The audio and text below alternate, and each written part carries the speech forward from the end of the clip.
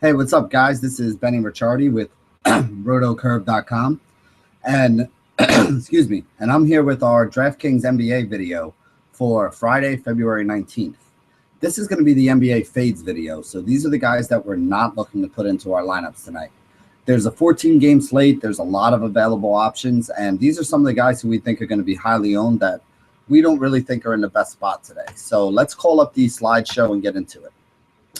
The first guy we're going to talk about is going to be Steph Curry, priced at $10,800. He is in a high total game against the Portland Trail Blazers, and his price is very high for a guy who will have to be working pretty hard on the defensive end. Damian Lillard usually does pretty well when he goes up against Steph Curry, and he really makes him work. And that's why we've seen Curry have a couple bad games against Portland. He only had 44 points versus Portland earlier this season when the two met, and at this price of almost $11K, that's basically only 4x value.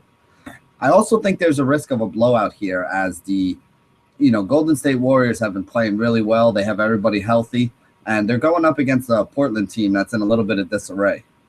It's the front end of a back-to-back with the Clippers being the game that they can play tomorrow for the Golden State Warriors. So I do think if they get a lead early on, Coach is going to look to give everybody a little bit of a rest here so that they're fresh for that game with the Clippers tomorrow, especially Steph Curry, who's going to have another tough matchup tomorrow going up against Chris Paul.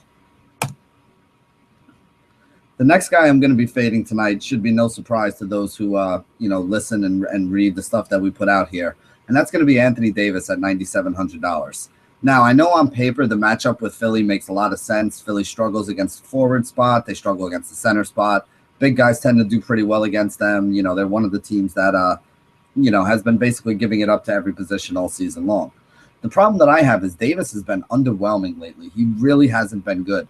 In his last 4 games, he's gone for 39, 42, 33, and 33 fantasy points, which are decent scores, but not when you're paying $10,000 for a guy.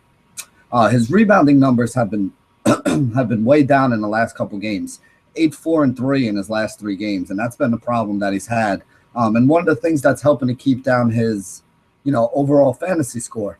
If he's not getting the 10 rebounds, he doesn't get you the 12.5 points that 10 rebounds get you. And it also doesn't give you a chance to get the double-double bonus and get you up to, 14 points for him. So with him struggling to grab a lot of rebounds lately, it's really taken a hit on his overall fantasy production. He hasn't reached 6x value since Christmas Day, which at this point is almost 2 months. And he's only gone 5x in 3 of his last 20 games as well. So this is a guy that is not getting you the, minimum 5x floor that you need for a cash game often enough. And he also isn't giving you the upside for a tournament, which he hasn't done in 2 months at this point.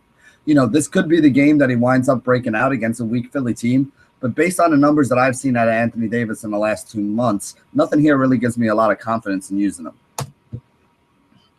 The last guy we're going to talk about is John Wall at $9,800. It's a slower-paced matchup for his Washington team tonight against the Detroit Pistons, who paced them down a little bit, which is a negative.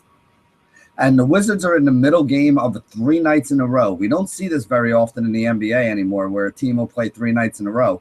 But the Wizards played last night. They're playing tonight against Detroit, and then they have a game tomorrow against Miami as well. Now, Wall all year has underperformed on the second game of back-to-backs, with the exception of the Boston game on January 16th. It was the one game where on a back-to-back he really played a lot better since the beginning of the year. All the other games he's actually seen his production dip a little bit, sometimes even below the 4x value. Now, like we said, Washington is paced down here, and the first time they played the Pistons this season, Wall only had 23 fantasy points in that first matchup. So we have a history of Wall underperforming against Detroit. We have this as a bad spot on a back-to-back for them. And it's also a game that's paced down. So there's a lot of negatives in Wall's favor today. I know he had a pretty good game yesterday, and I know he's been putting up some pretty good games over the course of the last week. But that's why we're comfortable fading him, because we think he's in a bad spot here today, and we think a lot of other people are going to overvalue his potential for upside. So John Wall, Anthony Davis, and Steph Curry are the 3 guys who you will not see on many of our rosters today. These are 3 guys that we think you can fade on a really large slate like this. And again, remember, on a large slate, on a smaller slate, I kind of do different than what most people do. On a smaller slate, I tell you guys, stars and scrubs tends to work out a little bit better. And on these large slates, I think there are a lot of different ways you can go because there are a lot of options that you have. I think there's going to be a lot of other options that you can go to today in that mid-range that can get you 30 to 40 fantasy points for like 6K, where you don't need to go all the way up and get some of these guys who are in some tough matchups and might not even be able to return 5K for you on the day. So that's been our NBA Fades picks for DraftKings for Friday, February 19th.